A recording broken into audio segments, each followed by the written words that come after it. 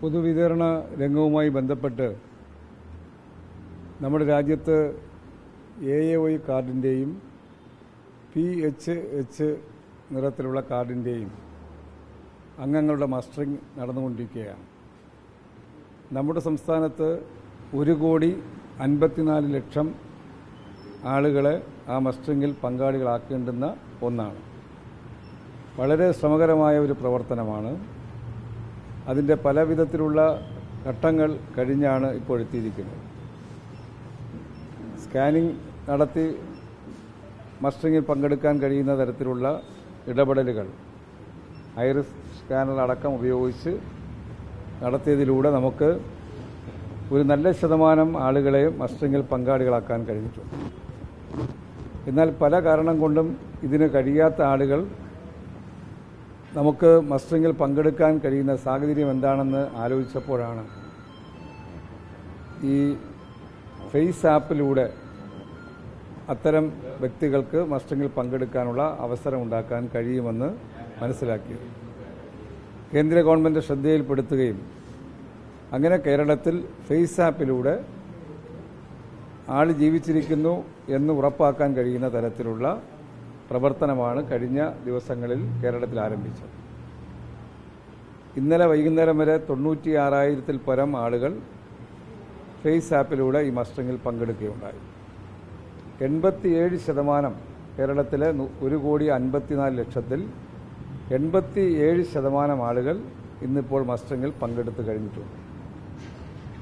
Face ആപ്പിൻ്റെ ക്യാമ്പുകൾ കേരളത്തിലൊട്ടാകെ 5ഉം 6ഉം ration ഷോപ്പുകളിൽ വരുന്ന പ്രദേശങ്ങളിലെ ആളുകൾക്ക് പങ്കെടുക്കാൻ കഴിയുന്ന ഇതുപോലുള്ള ക്യാമ്പുകളാണ് ഇന്നിപ്പോൾ ഒരുക്കിയിട്ടുള്ളത്.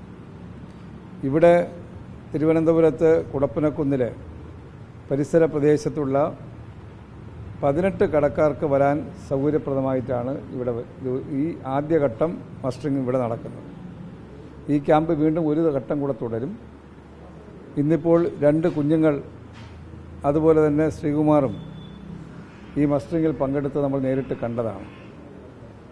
3 പേരുടെയും ആ മസ്റ്ററിങ്ങിൻ്റെ നടപടിക്രമങ്ങൾ പൂർണ്ണമായി വിജയകരമായിരുന്നു എന്നുള്ള മെസ്സേജാണ് നമുക്ക് കാണാൻ കഴിയുന്നത്.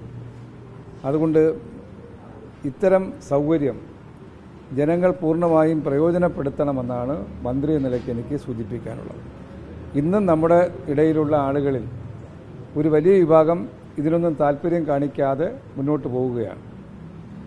അവരുടെ ശ്രദ്ധയിലേക്ക് മാധ്യമങ്ങളിലൂടെ ഈ സന്ദേശം എത്തണം, അവർ പൂർണ്ണമായിട്ടും ഇതിൽ പങ്കെടുക്കുന്നവരായി മാറണം എന്ന ആ അറിയിപ്പ് എത്തേണ്ടെന്ന ഒരു ഘട്ടമാണിപ്പോൾ.